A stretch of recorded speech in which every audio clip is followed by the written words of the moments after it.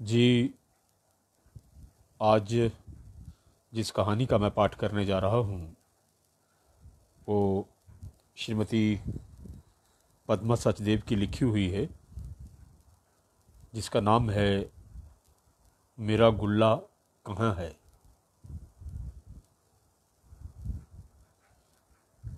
यहाँ तक इस कहानी के पढ़ने का सवाल है, या मैंने जहाँ तक इसको पढ़ लिया उसमें मुझे ये लगा कि शायद ये कहानी आज से 50 बरस पहले की, जो इसका कश्मीर का जो बैकग्राउंड है इसका, उसको लिया गया है। और चूंकि मैं इस कहानी को पहली ही बार पढ़ रहा हूँ, इससे पहले मैंने ये कहानी पढ़ी नहीं है और आज ही मुझे मिली है। और मुख्यतः इसमें दो बातें बड़ी उभर कर सामने आई हैं कि इस कहानी को लिखते हुए पद्मा जी ने दो कश्मीर का वर्णन किया है। एक कश्मीर, वो कश्मीर जहाँ कलहन और अभिनव गुप्त, कश्यप ऋषि और ना जाने कौन कौन से संत पीर फकीर उस धरती पे हुए हैं। और जब उन वो सपने में जब देखती हैं तो यहाँ कमल खिलते थे, यहाँ चिनार थे, यहाँ डल लेक थी, यहाँ का जो जनजीवन था, लोग इंसानियत के पुजारी थे, बहुत सरल साधारण थे। और अब उनके हाथों में कमल के फूलों की जगह AK-47 बंदूकें आ गई हैं। ये एक थोड़े ही समय में जो परिवर्तन हुआ, क्योंकि वो पद्मा जी शायद 70 और 75 के बीच में वहाँ उस दौरान हॉस्पिटल में थी। और उसके बाद ठीक 14-15 सालों के बाद आप देखते हैं कि कश्मीर जो है वो पूरे का पूरा बदल चुका है। वो कमल अब कमल नहीं, डल लेक जो है वहाँ पर हमें खून, गोलियाँ और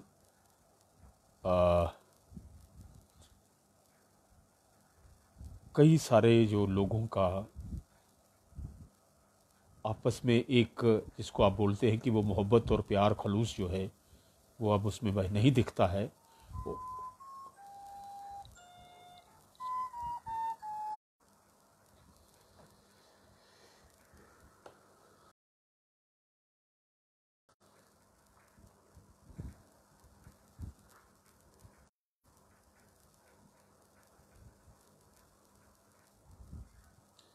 तो ये उसकी कहानी का जो पीछे जो उसका बैकग्राउंड है, जो हमें कहानी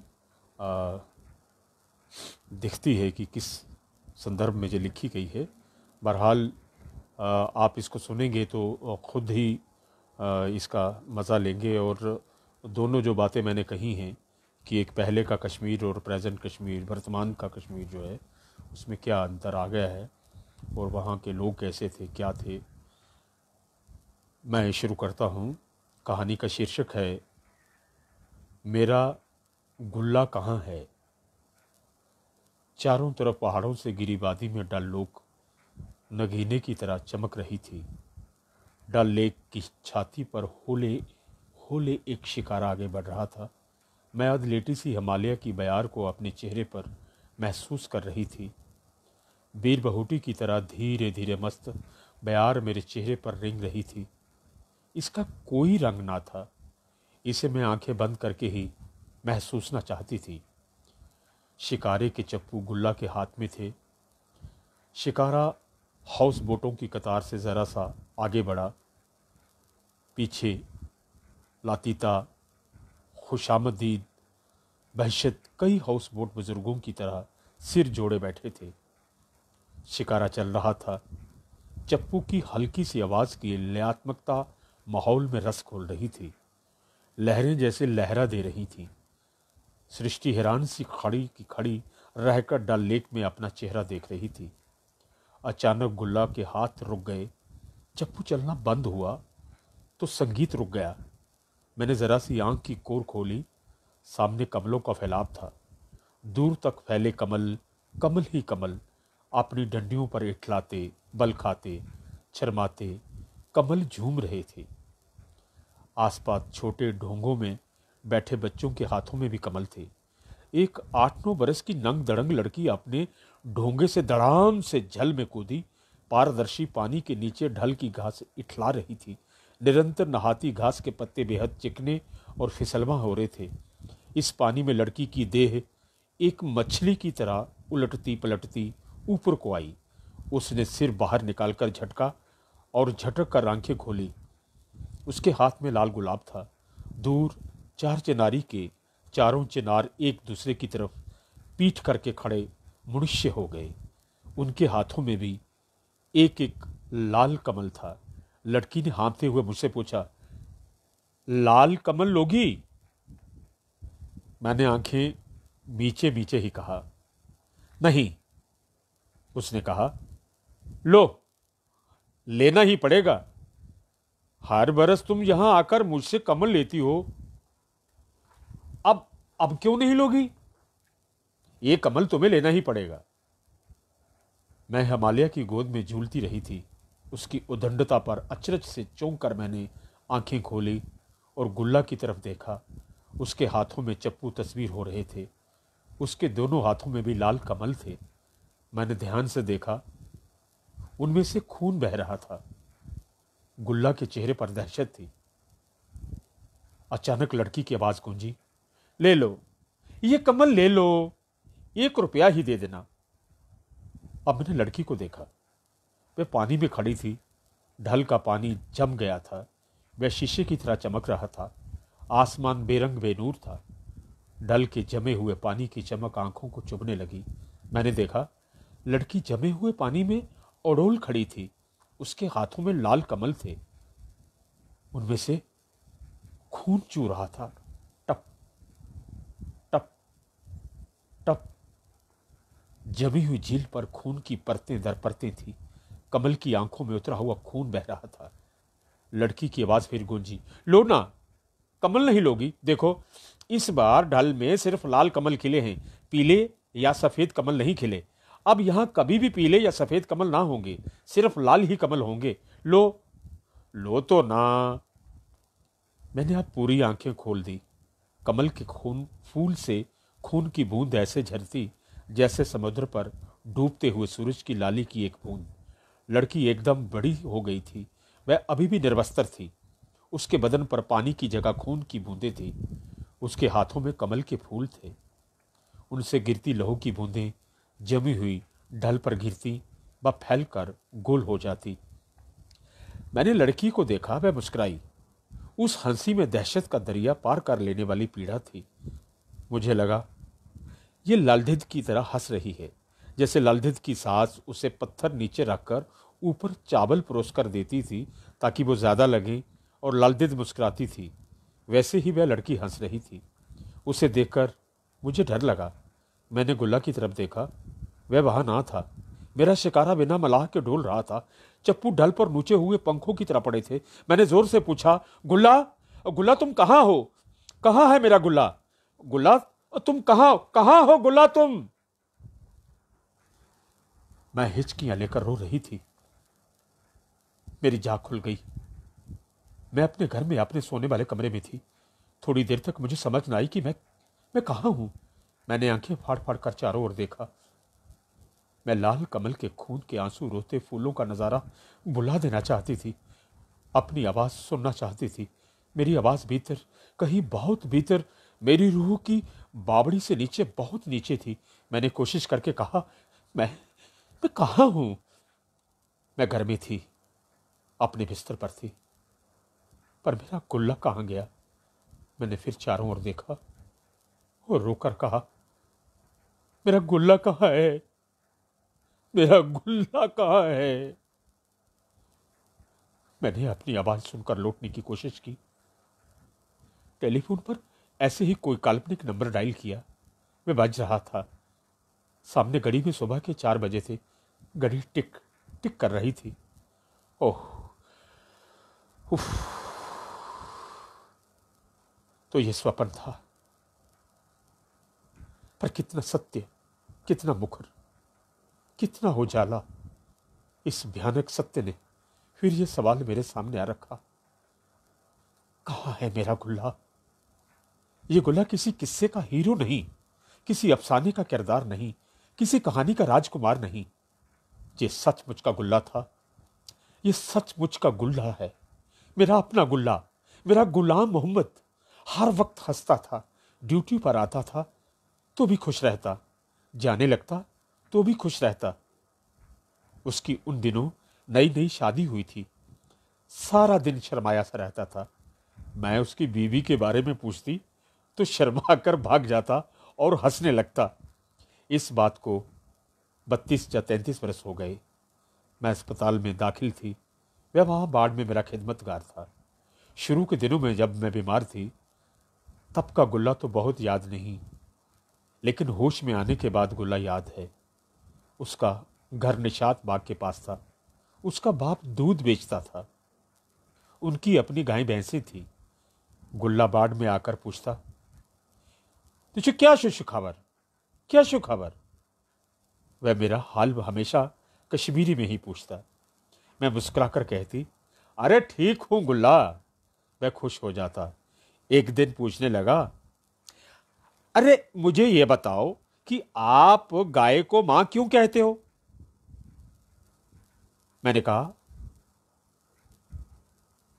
मां कहते हो ना? गुल्ला ने कहा। मैंने कहा, हां, मां कहते हैं। वह खचरी सी हंसी हंसकर बोला, गाय को क्यों मां कहते हो? मैंने बड़े इत्मीनान से कहा, गुल्ला, जिसकी मां नहीं रहती ना, उसे भी गाय के दूध पर पाला जा सकता है, इसलिए ये मां ही तो हुई। गुल्ला को नुक्ता समझ में आ गया। सिर हिलाकर बोला, हां, ये ठीक है, फिर तो गाय सबकी मां है। मैंने कहा, हां, सभी की। मैं गायों को खूब खिदमत करता हूं। रोज सवेरे अंधेरे में जब मस्जिद में अजान होती है, मैं उठ जाता हूं। अरे सकीना सोई रहती है। मैंने मुस्कुराकर पूछा, तुम्हारी बीवी ना? हां, तुम तो मौज हो भाई। मैंने कहा, हां, मां से कुछ छुपा नहीं रहता। फिर मैं तुम्हें मुझ ही कहूंगा। हां, मुझ ही कहना। इस तरह गुलाम मोहम्मद उर्फ गुल्ला मेरा बेटा हो गया। गुल्ला मुझसे 7-8 साल ही बड़ा था, पर उसके चेहरे की मासूमियत किसी भी बच्चे जैसी हो सकती थी। बोझ कहने के बाद न सिर्फ वह मेरा खास ख्याल ही रखता, बल्कि इज्जत भी बहुत करता।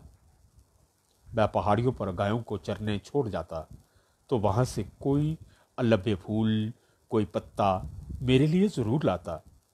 हर इतवार को वह पशुओं को गीले कपड़े से पोंछता या गर्मियों में नहलाता था। फिर मुझे कहता, गायें मुझे बड़ा प्यार करती हैं। शाम को चारा डालता हूं तो प्यार से हाथ चाटती हैं, पूछता हूं तो एकदम चुपचाप खड़ी रहती हैं। मैंने कहा, इंसान करे ना करे, पर पशु खिदमत की कदर करते हैं। देखो ना, तुम मेरी इतनी सेवा करते हो, तुम मुझे बड़े अच्छे लगते हो। गुल्ला हंसा, मेरी चादर बदलते हुए बोला, तुम तो मेरी मुझ हो ना? हाँ गुल्ला। सवेरे दातुन या अखरोट के पत्ते भी मुझे गुल्ला ला कर देता। फिर कहता, इससे दांत एकदम सफेद होते हैं। कभी कभी कोई ऐसा फूल लाकर मेरे पास दवाई की किसी खाली बोतल में रखकर कहता, इस साल ये फूल खूब खिले हैं, बस एक तोड़ लाया हूं। ऐसा फूल तुम्हें कभी नहीं मिलेगा। मैं जंगली फूलों को सूंघती, उनमें से खट्टी मीठी खुशबू आती। जंगली गुलाब की महक निराली ही होती। उसके पीले चमकते रंग में भी गजब का निखार होता और कशिश होती। उसकी खुशबू में हिमालय से आई बयार की ताजगी होती। मेरी चारपाई पर सारा दिन जंगली गुलाब अपनी महक भरी उस सांसें छोड़ता रहता। अपने घर से बिछोड़ने का दुख किसी नहीं होता। पूरे कमरे में फैली उसकी महक में खोई खोई मैं उसके दुख का नाप करती रहती। एक रोज गुल्ला बड़ा खुश था, आते ही बोला, हे मोजी आज ओसियोस बख्शी साहब आमुद। हे माँ, आज हमारी तरफ बख्शी साहब आया था। मैंने वैसे ही पूछ लिया, अरे कौन बख्शी साहब? ओ मोजी, बख्शी साहब को नहीं जानती? करे कश्मीर के प्राइम मिनिस्टर। मोजी तुम पागल हो। मैंने पूछा, जम्मू के नहीं? हाँ जम्मू के भी। मैंने उसे छेड़ते हुए पूछा, बख्शी साहब ने तुम्हें क्या कहा? मुझे क्या कहता? हमने सलाम किया, उसने भी सलाम किया, बस। मैंने फिर उसे छेड़ा। बख्शी साहब ने तुम्हारा नाम नहीं पूछा? वह शर्मा गया, फिर कहने लगा, तुम पागल हो, वह नाम क्यों पूछता? जो मेरा नाम वह उसका नाम। मैंने कहा, पर तुम्हारा नाम तो गुल्ला है। वह लापरवाही से बोला, हाँ जब वह छोटा होगा तब उसका नाम भी गुल्ला ही होगा। कश्मीर में हर गुलाम मोहम्मद कभी ना कभी गुल्ला जरूर होता है। मैंने उसे सवालिया निगाहों से देखा। वह कहने लगा, ये सच है, देखो जो गुलाम मोहम्मद रेडियो पर गाता है ना, उसका नाम भी बचपन में गुल्ला था। उसने मुझे बताया था। फिर वह मेरी टेबल साफ करते करते हब्बा खातून का गीत गाने लगा। वरिवन सथवारे शसनो, वरिवन सथवारे शसनो, चार कर्म्योन मालिने, चार कर्म्योन मालिन्यो, वरिवन सथ वरे ससनो। इसका मतलब यह है कि ससुराल वालों के साथ निभ नहीं रही है। ओ मैके वालों, मेरा भी कोई उपाय करो। मैं सुनती रही। फिर उसकी नज़र मुझ पर पड़ी तो बोला, अरे मोजी, मैं तो तुम्हें बताना ही भूल गया, यहाँ बच्चों के वार्ड में एक गुल्ला आया है। फिर वह हंस पड़ा। मैंने पूछा, कौन सा गुल्ला? अरे वही जिसका सिर साफ है, साफ, पूरा साफ। साफ? कैसा साफ? क्या तुम्हारा सिर साफ नहीं है? ओहो मोजी, उसके सिर पर उस्तरा फिरा है, उसके सिर में बीमारी थी ना। मैंने कहा, अच्छा, वह जो लंबा सा कुर्ता पहने पूरे भाड़ में घूमता रहता है? हाँ हाँ वही। फिर जब डॉक्टर वार्ड के राउंड करके चले गए तब गुल्ला गुल्ले को ले आया। वह 5-6 वर्ष का लड़का था। उसके सिर में बीमारी थी, पूरे सफा चट सिर पर एक तरफ पट्टी बंधी थी, पर वह इससे बेनियाज था। आते ही बोला, आपा तुम्हारे पास बिस्कुट है? मैंने हैरान होकर उसे देखा। पहली मुलाकात में ये कैसा सवाल? वह मुझे बेवकूफ समझकर बोला, नहीं जानती? बिस्कुट, गोल गोल, मीठी सी, मीठी मीठी। मैंने पूछा, बिस्कुट का क्या करोगे? उसने कहा, कुछ नहीं, देखूंगा कैसी होती है। ये कहकर वह चला गया। जाते जाते बोला, फिर आऊंगा, अब जाता हूं। शाम को मैंने गोल बिस्कुटों का पैकेट मंगवाया। फिर किसी को भेजकर गुल्ले को बुलवा भेजा। अपने सिर की परवाह किए बगैर वह भागता हुआ आया और आते ही उतावली से बोला, बिस्कुट आ गए। उसे मालूम नहीं कैसे पता चला, पर मैंने ये सुना था कि सिर में टीबी होती है तो आदमी ज़हीन हो जाता है। मैं आकर बड़े इत्मीनान से मेरी चारपाई पर यूं बैठा जैसे हमेशा से यहीं बैठता आया हो। फिर बोला, दे दो ना। मैंने उसकी गोदी में बिस्कुटों का पैकेट रख दिया। उसके बाद उसने मेरी तरफ न देखा, पैकेट फाड़ कर बिस्कुट खाने लगा। ऐसे मनोयोग से उसे खाते देख मुझे बेहद तृप्ति हुई। वह हर बिस्कुट को कुतर लेता ताकि मैं ना मांग लूं। फिर जब पूरा पैकेट खत्म हुआ तो वह इत्मीनान से बोला, बिस्कुट अच्छी थी। मैंने कहा, मैं क्या जानूं, मुझे तो तुमने एक भी ना दी। इतनी थोड़ी सी तुम्हें क्या देता, पर हां कल जरूर दूंगा। ये कहकर वह हाथ झाड़कर चला गया। अब मैं गुल्ला के लिए रोज बिस्कुट मंगवाती थी और वह इत्मीनान से खाकर हाथ पोंछकर चल देता। अपने मुंह में बिस्कुट ठूसे हुए वह एक दिन बोला, अपा तुम गम न करो, जब मैं 5वीं चढ़ूंगा तब तुमसे निकाह कर लूंगा। मैंने संजीदगी से पूछा, क्या तभी तुम तुम्हें बिस्कुट मंगवा कर देनी पड़ेगी। वह भाभी शोहर के रुआब से बोला, हाँ, बिस्कुटों के बगैर मैं तुमसे शादी थोड़ी ही करूंगा। और तब मैं बड़ा हो जाऊंगा और शाम तक तुम्हें 100 रुपया कमा कर दूंगा। जब गर्मियों में हिंदुस्तान से विजिटर आएंगे तब मैं दिन रात काम करके तुम्हारे लिए रुपए कमाऊंगा। हाँ, पर देखो, खाना तुम्हें ही बनाना पड़ेगा। मैं तुम्हें मुर्गा कटवा कर ला दूंगा। मैंने कहा, तुम क्यों नहीं काटोगे? ना ना, ओह, मैं क्यों काटूं? मुझे खून से डर लगता है। मैंने कहा, गुल्ला, तुम तो छोटे हो, छाती कैसे होगी? मैं तब छोटा थोड़े ही रहूंगा, मैं बहुत बड़ा हो जाऊंगा। तब तुम मुझे गुलाम मोहम्मद कहना, गुल्ला नहीं। और जब मैं बड़ा हो जाऊंगा तब तुम छोटी हो जाना। और जब काजी साहब निकाह के लिए पूछें तब हाँ कह देना, पर खाना बनाना सीखना। मेरी माँ तब खाना नहीं बनाएगी, हाँ, तुम ही बनाना। तुम क्या क्या खाओगे? क्या खाऊंगा? हाक और बात। कभी कभी तुम उसमें गोश्त भी डालना, फिर वह मजेदार होगा। मैंने एक आज्ञाकारिणी भाभी पत्नी की तरह से झुकाकर मंजूर कर लिया और कहा, मीट के शोरबे में हाक खूब मुलायम हो जाएगा। मैं तुम्हें गांव से छाली मंगवा कर दूंगा, कश्मीरी चावल। वह चावल अच्छा होता है, हिंदुस्तान में कहीं भी नहीं मिलता। बिस्कुट खा चुकने के बाद घर के खाने की याद आते ही गुल्ला को माँ की याद आई। कहने लगा, मेरी माँ बड़ा अच्छा गोश्त पकाती है। जब कभी मुर्गा कटता था मैं वहां से उठ जाता था। मुझे मुझे उससे बड़ा डर लगता था। मुर्गे को पता चल जाता था उसे काटा जाएगा, इसलिए वह जोर जोर से रोता था। मैंने कहा, फिर तुम उसे खाते क्यों हो? वह बोला, खुदा ने उसे खाने के लिए ही बनाया है।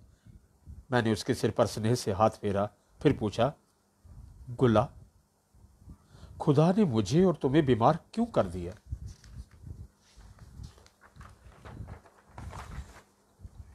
वह सोचने सा लगा, फिर बड़े बुजुर्गों की तरह बोला, अपने अपने गुनाहों तो भुगतने ही पड़ते हैं। मैंने कहा, गुल्ला, तुमने तो कोई गुनाह नहीं किया। मैंने भी नहीं किया। फिर जब मुझे बीमारी क्यों हुई? गुल्ला गंभीर हो गया, फिर बोला, हम जो गुनाह करते हैं उनका पता हमें नहीं रहता। अल्लाह मियाँ खुद हिसाब रखते हैं। वह जैसे इस पचड़े में पड़ना ही नहीं चाहता था। यह कहकर वह वहां से भाग गया। मैं उसे जाते हुए देखती रही।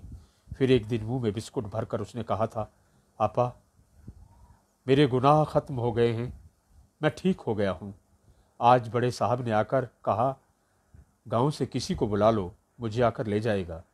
आपा, तुम्हें भी खुदा जल्दी ही निजात देगा। उसने बुजुर्गों की तरह दोनों हाथ ऊपर उठाकर कहा, आमीन। मैंने भी कहा, सुम्मा आमीन। फिर वह चला गया। हाँ, गुल्ला चला गया, फिर भी गुल्ला था। वह मेरी खिदमत करता था और सारे कश्मीर की खबरें मुझे सुनाता था। वह जब मौज में होता तो मुझे कहता, मेरे बाप को तो बख्शी साहब ने पाला है। मैं पूछती, वो कैसे? वह कहता, मेरा भाई तो उसी के पास चौकीदार था। बख्शी साहब बड़ा आदमी हुआ तो उसने उसे कॉन्स्पिटल बना दिया।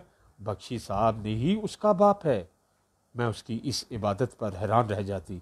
कितना सीधा सच्चा इंसान था मेरा गुल्ला। इतने बरसों बाद ख्वाब में आया भी तो कब, जब कमल के फूलों से महक की जगह खून की बूंदें चोने लगी, जब आग लग गई, जब कश्मीर एक खबर हो गया। इस गुल्ले को तो मैं जानती थी, पर ये कौन गुलाम मोहम्मद है जिसकी तस्वीर आज अखबार के मुख्य पृष्ठ पर है, जिसके हाथ में AK-47 है, जिसके मुंह पर नकाब है, जिसकी आंखों में दहशत है, जिसके हाथों में खून लगा है, जिनमें बंदूक है जो किसी को भी मार सकती है। अगर यही मेरा गुल्ला है तो इसके मासूम हाथों में बंदूक पकड़वाने वाले हाथ किसके हैं? इसका जिम्मेदार कौन है? कौन है इसका जिम्मेदार? हाँ, इसका जिम्मेदार कौन है? Thank you, so nice of you आपने एक पाठ सुना और मुझे इस जन सुलभ प्लेटफॉर्म पे मौका दिया। मैं इसका आभार प्रकट करता हूँ और कुछ गलतियाँ हो तो उसके लिए माफ़ी भी चाहता हूँ, क्योंकि ये कहानी मुझे आज ही मिली है और एक बार पढ़ने के बाद सिर्फ मैं आपके सामने यहाँ आ गया हूँ। और मेरी यही कामना है कि अगर फिर कहीं भी मुझे अगर जन सुलभ ने मौका दिया तो मैं अवश्य इस प्लेटफॉर्म पर, चाहे वो कविता हो, कहानी हो, ड्रामा हो, कोई भी चीज़ हो, तो मैं अवश्य ही पढ़ने में कभी भी हिचकिचाऊंगा नहीं। और मेरे लिए ये सौभाग्य होगा कि मैं जन सुलभ प्लेटफॉर्म पर कहानी पढ़ूंगा। आपका बहुत बहुत धन्यवाद, आपका समय लिया, और जन सुलभ का भी बहुत बहुत धन्यवाद, थैंक यू। और आपका सरोजनी कौशिक जी मैं देख रहा हूँ, अक्सर राव जी का देख रहा हूँ, और जन सुलभ पुस्तकालय का देख रहा हूँ। मैं सबका आभार प्रकट कर रहा हूँ, क्योंकि स्क्रीन पर यही बुद्धिजीवी और लेखक जन मुझे दिखाई दे रहे हैं। आपका फिर से एक बार पुनः बहुत बहुत शुक्रिया, धन्यवाद।